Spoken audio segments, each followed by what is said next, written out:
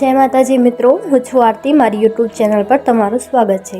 તો આજે અમે આવી ગયા છીએ સાબલી ગામે, જે ઈડર તાલુકાની અંદર જ આવેલું છે અને લગભગ અમારા ગામથી 20 થી 25 કિલોમીટર જેટલું દૂર આવેલું છે। તો સાબલી ગામની અંદર એક મોટું મંદિર આવેલું છે મહાકાલી માતાજીનું। તો આપ જોઈ શકો છો કે આજે અમે ત્યાં જ આવી ગયા છીએ। આનું જે વાતાવરણ અને વ્યૂ છે એ એકદમ સરસ છે, કારણ કે આ જે મંદિર આવેલું છે એ ડુંગર ઉપર આવેલું છે અને તમને ખબર હશે કે ડુંગર ઉપર જે મંદિર આવ્યું હોય એ એકદમ અલગ જ લાગે। તો આજે અમે આવ્યા હતા નવા વર્ષે, અને નવા વર્ષે આવ્યા હતા એ કારણે અહીં ભીડ પણ ખૂબ જામી હતી। તો તમે જોઈ શકો છો કે કેટલા લોકો આવે છે ને કેટલા લોકો જાય છે।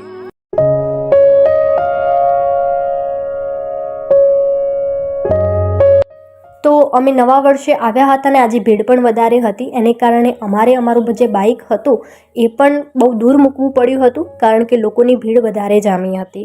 તો અહીં તો એમ તો દર રવિવારે ભીડ જામે છે, અને આજે તો નવું વર્ષ હતું એટલે બહારથી પણ ઘણા લોકો આવેલા હતા, કારણ કે આ મંદિર એકદમ અલગ છે। તો ઘણા લોકો આ મંદિર જોવા માટે આવે છે। અને અમે જોઈ શકો છો કે અહીંયા જે રસ્તો છે તો સાઈડ વાઈડમાં દુકાનો આવેલી છે, તો લોકો પોતાનો માલ સામાન વેચે છે।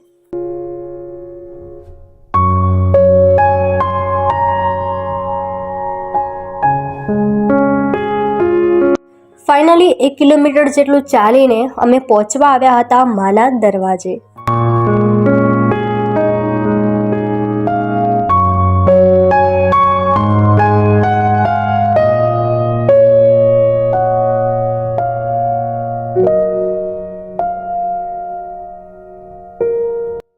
તો માતાજીનો ગેટ પણ સરસ બનાવવામાં આવ્યો છે। અહીંયા પહેલાં આવી સુવિધા નહોતી, અને હું 10 થી 12 વખત અહીં આવી ચૂકી છું।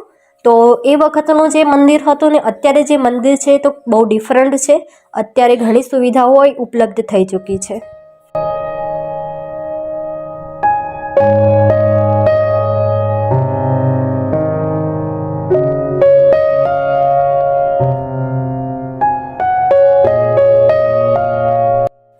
ને લોકોની એટલી ભીડ જામી હતી કે જવા આવવા માટે પણ રસ્તો શોધવો પડતો હતો, કારણ કે આવનારા લોકોની પણ સંખ્યા વધારે હતી અને જનારા લોકોની પણ સંખ્યા વધારે હતી। તો આપ જોઈ શકો છો, અને અહીંયા પગથિયા પણ મૂકવામાં આવે છે, પાણીની સુવિધા કરવામાં આવી છે, અને બહુ સરસ છે। મંદિરની થોડેક ઉપર જઈએ એટલે ત્યાં પ્રસાદી અને બધું મળી રહે છે।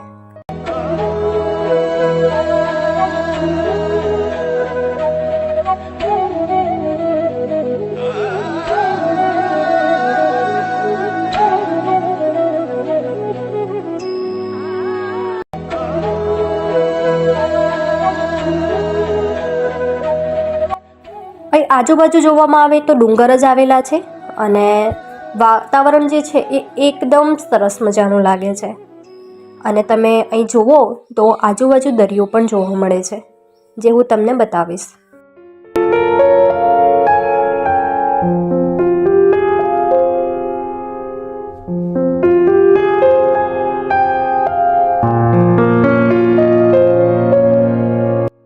છેલ્લે અમે મંદિર સુધી તો પહોંચી ગયા, પણ તમે જોઈ શકો છો કે એટલી લાંબી લાઈન લાગી હતી કે આગળ જવું મુશ્કેલ હતું। મને એવું લાગતું હતું કે દર્શન કરવા નહીં મળે, તો સાઈડમાં થોડો એક નાનો રસ્તો હતો, ત્યાંથી બધા લોકો નીકળી જતા હતા, કારણ કે દર્શન કરવા માટે નીચે ઉતરવું પડે છે। એક નાનું ભોયડું છે જ્યાં અંદર માતાજીની મૂર્તિ મૂકવામાં આવેલી છે, જ્યાં માતાજીનો વાસ છે। પણ અમને દુઃખ લાગ્યું કે અમને અંદર જોવા નહોતું મળ્યું, કારણ કે ભીડ ખૂબ હતી। સાંજ થઈ જાય તો પણ ભીડ છૂટી થાય એવી નહોતી। તો અમે બહારથી દર્શન કરી લીધા, અને છેલ્લે તમે જોઈ શકો છો કે કેટલી ભીડ જોવા મળે છે।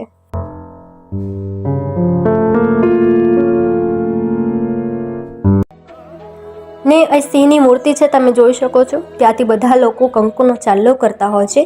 માનવામાં આવે છે કે કંકુનો ચાલ્લો કરવો અહીંથી શુભ મનાય છે। તો મેં પણ ચાલ્લો કર્યો, અને બધા લોકો અહીંથી ચાલ્લો કરે છે। સાઈડમાં દર્પણ પણ મૂકેલું છે।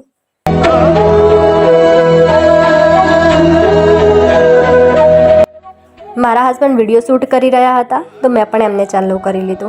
તો આ માતાજીનું મંદિર છે જે ભૂયરું છે એના ઉપર જ આવેલું છે। તો અમે અહીં દર્શન કરી લીધા હતા, અને તમે જોઈ શકો છો ઉપરથી આ મંદિર કેવું લાગે છે, અને આજુબાજુનો વ્યૂ એકદમ સરસ લાગે છે। અને ત્યાં પવન પણ એટલો સરસ આવે છે કે ગરમીની તો વાત જ ના થાય। અને અહીં ઉપર માટે એક બેલ લગાડેલો છે, તો બધા લોકો ત્યાં ચડીને બેલ વગાડે છે. અવાજ બહુ ભયાનક આવે છે, મેં વગાડે તો મને ખબર પડી. આ માતાજી જો અદ્ભુત હોય ને તો એક પથ્થર છે, અને એ પથ્થરને જો તમે વગાડો તો એ બેલ જેવો વાગે છે. તો સૌથી જોવાલાયક એ વસ્તુ છે, પણ ત્યાં બહુ ભીડ હોવાને કારણે હું જઈ ના શકી અને મને અફસોસ છે, નહીં તો એ વસ્તુ પણ તમને જરૂર બતાવત.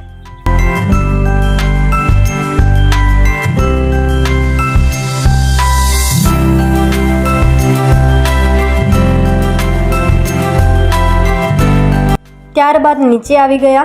નીચે તો ઓલરેડી માતાજી અમારું વાટ જોઈ જ રહ્યા હતા કે જે શ્રદ્ધાળુઓ છે ભક્તિ કરીને માતાજીના દર્શન કરીને આવશે તો અમને 5-10 રૂપિયા આપશે. તો મેં પણ આપ્યા ને ત્યાંથી અમે આગળ નીકળ્યા.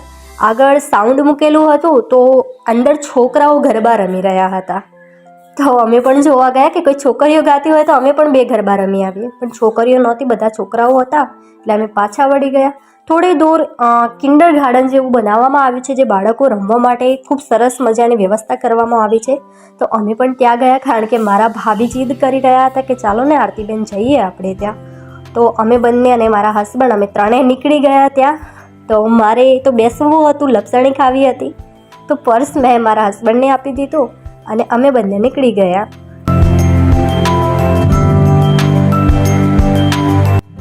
ત્યાં બાળકોની ભીડ પણ બહુ જામી હતી, તો જગ્યા ખાલી નહોતી, તો હિંચકો પણ ના ખાઈ શક્યા. તો છેલ્લે મેં લટકવા માંડ્યું અને થોડી વાર થઈ અને પછી થોડી જગ્યા ખાલી થઈ, એટલે અમે એડજસ્ટ કરીને હિંચકામાં બેસી ગયા.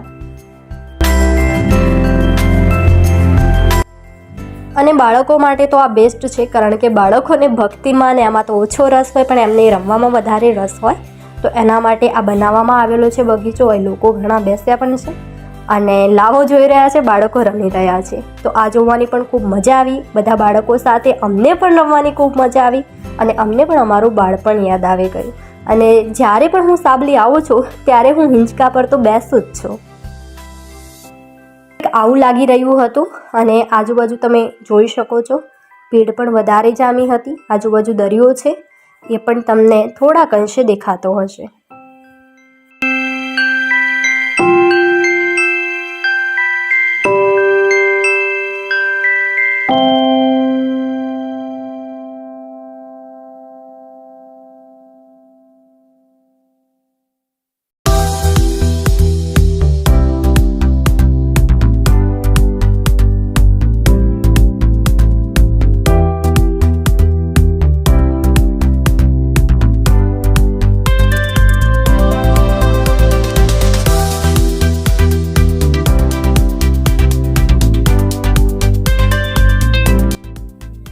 ત્યારબાદ અમે નીકળી ગયા અમારા ઘરે જવા માટે.